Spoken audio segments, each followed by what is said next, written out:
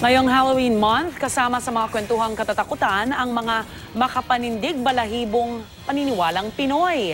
Ang ilang pamahing kakambal na ng makulay nating kultura, eto't panoorin po natin. Wala mang basehan ng ilan at may iba pang idinidikit sa katatakutan. Marami pa rin sa mga pamahing ating nakagisnan ang ating pinahahalagahan.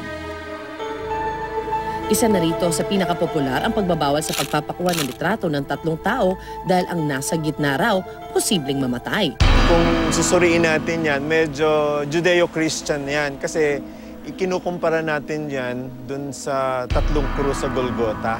No, alam naman natin kung sino yung nasa gitna, si Kristo yon. No, kaya hindi daw dapat magpakuha ng tatlo dahil mamamatay yung isa. Kailangan naman daw magsuot ng itim na damit ang isang babaeng nagdadalang tao para hindi puntahan ng tiktik sa gabi. Sinasabing ginagawa nitong pagkain ng mga sanggol na nasa sinapupunan pa lamang. Para hindi ka makita, no, para sa dilim. Ano lang to, isang anyo ng pagkukubli. Pati ang paru-paro. Iwasan daw mandapuan ito at baka ikaw o isa sa malapit sa iyo ang pumanaw. Dalawa ang simbolismo ng paru-paro. Yung isa ay bilang espiritu ng mga taong namatay. So bumabalik ito para magparamdam na okay na kami, masaya na kami. Pero may isa pang simbolismo ito. Ito ay yung bilang sundo. Iwasan naman daw magsuklay tuwing kabilugan ng buwan. At hindi man kamatayan, kapre naman ang iyong mamamataan. Metaphor ito, ginagamit itong salamina ng mga babae.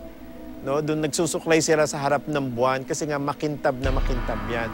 At ang mga kapre ay mahilig sa mga babae. So nakikita nila na maraming babae at naaaliw sila, nahahalina sila, kaya dumarating sila. Hindi man tiyak ang pinagmulan, sumasalamin din ang mga ito sa makulay nating kultura at patuloy na pinaniniwalaan ng iba nating mga kababayan.